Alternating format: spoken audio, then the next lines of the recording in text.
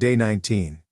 Deuteronomy 19. Deuteronomy 19 1-21. When the Lord your God has cut off the nations whose land the Lord your God is giving you, and you dispossess them and dwell in their cities and in their houses, you shall separate 3 cities for yourself in the midst of your land which the Lord your God is giving you to possess.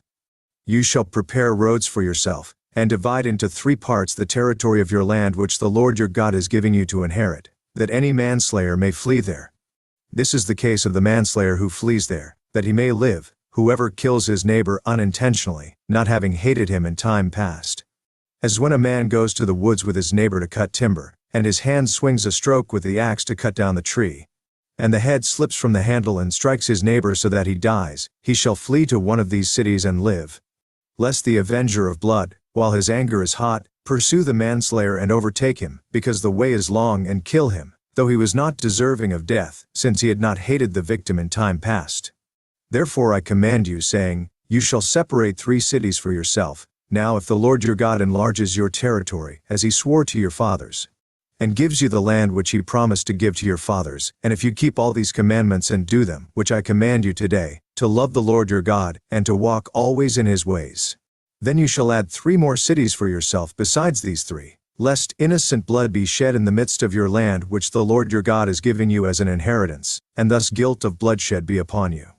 But if anyone hates his neighbor, lies in wait for him, rises against him and strikes him mortally, so that he dies, and he flees to one of these cities, then the elders of his city shall send and bring him from there, and deliver him over to the hand of the avenger of blood that he may die.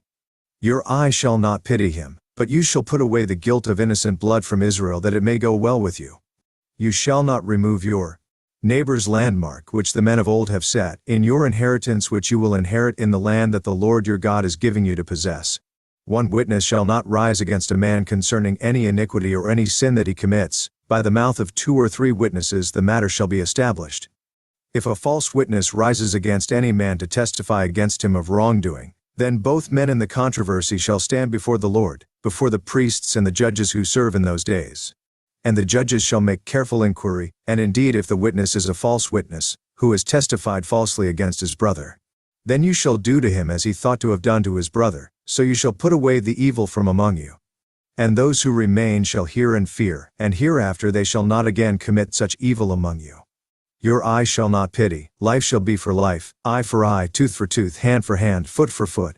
UCG Bible Commentary, Deuteronomy 19. Cities of refuge, law concerning witnesses, cities of refuge, manslaughter and deterrence. Moses commands Israel to set aside 3 cities of refuge in the land west of the Jordan, just as 3 cities had already been set aside in the land east of the Jordan for any manslayer, one who killed another person accidentally. See Numbers 35 9-29.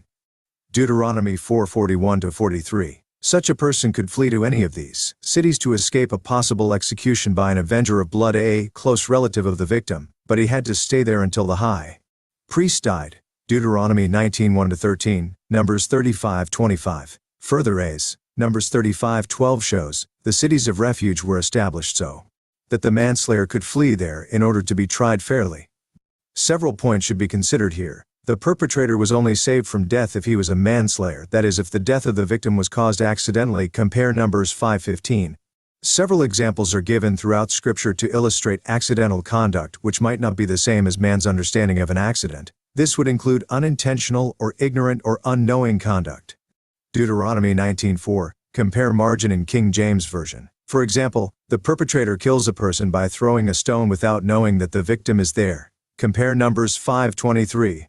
It would also include unintentional conduct. The perpetrator kills a person without wanting to do it. Compare Deuteronomy 19:5, Numbers 35:22.